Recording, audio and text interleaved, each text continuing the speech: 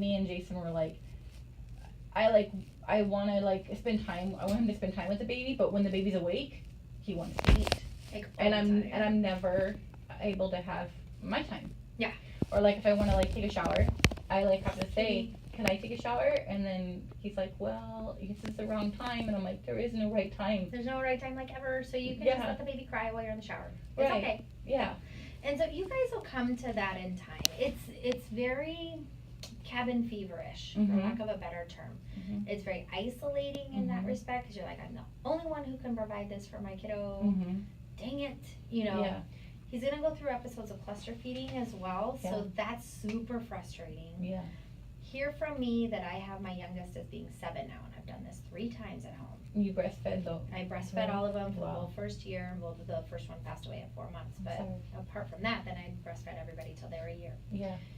It gets better. I promise you it gets better. Just these first few weeks particularly, it's extremely daunting, because you're like, I can't do this for the rest of my life. Like, are you kidding? What do you mean breastfeed until you're like 5 years old? What are you doing? I'm not doing this for 5 years. I'm not doing it. You know, you kind of want to have that tantrum. Yeah. But really, it's for the first couple of like 6 to 8 weeks that they need to be fed every 3 hours, 2 to 3 hours. And then they'll start to space out.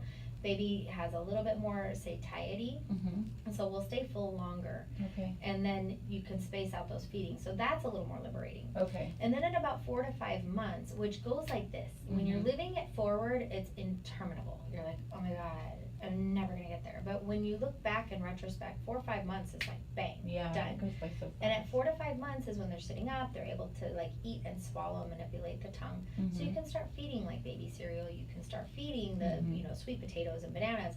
So you know what, babe, I'm gonna get a pedicure. Here's his bananas. Here's his sweet potatoes. I don't want to hear from you. I'm gone. Peace out. I'm out. Or even just going to the grocery store to buy more sweet potatoes and bananas. Like, I'm going by myself. No, I'm not taking him. Right. I'm not. Right. You know. Right. And so right now he's in the truck, and I'm like, he's gonna wake up and he's gonna want to eat.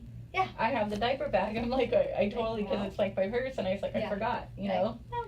Okay. But okay, I'm like, he might run in with the baby crying. Yeah, he might run in with the baby crying. And again, it's kind of anybody who's been a new parent will remember this. Anybody who has not ever been a parent or forgot how to be a new parent, then they can go fly a damn kite, as far as I'm concerned.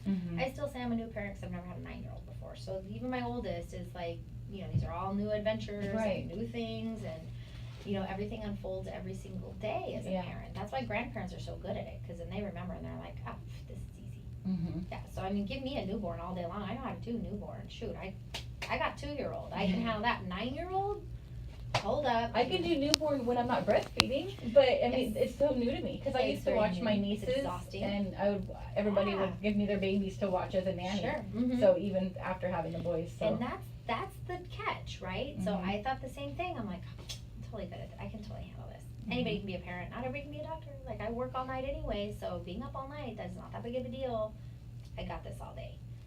And then you live through it, and you're like, holy mackerel. What did I missed a memo somewhere, because this is hard work. And it's not that any one element, even breastfeeding is not hard. I mean, you put the baby on there, and if you're breastfeeding, it's not a big deal. It's constant. The time consuming. It's just repetitive. It's like water torture, where it's just again and again. Then we've fed and we've pooped and we've slept, and now we're feeding and we're pooping and we're sleeping again. And does it ever end?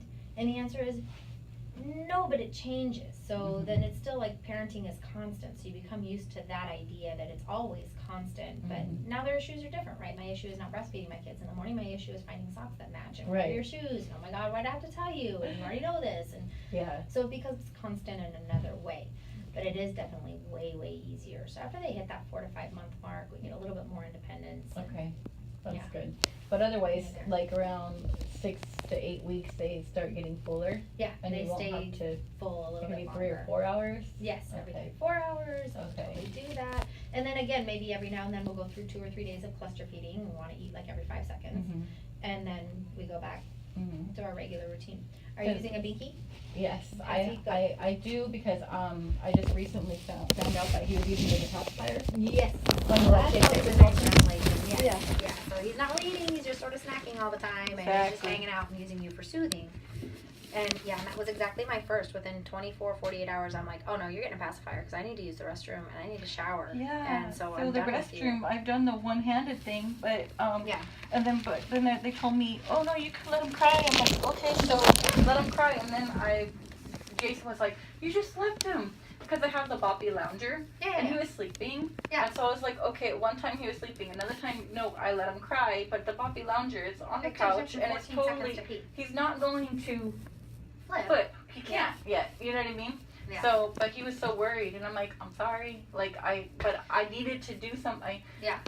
And worst case scenario, I'm trying not to wake Jason up, you know what I mean? Wake him up. Because he has to go to work. He's working everything. You're working 24 hours a day. So again, this is the realization that yes, he has work, but that's also an escape, right? He goes to work and he has an actual lunchtime and breaks.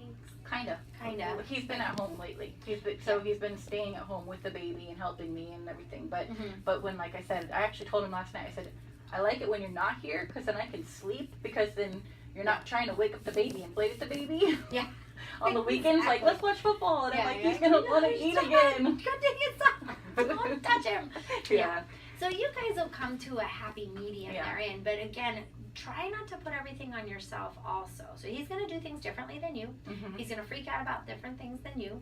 There are times when my kids are like totally rambunctious and loud, but they're happy. And then my guy like flips out on them.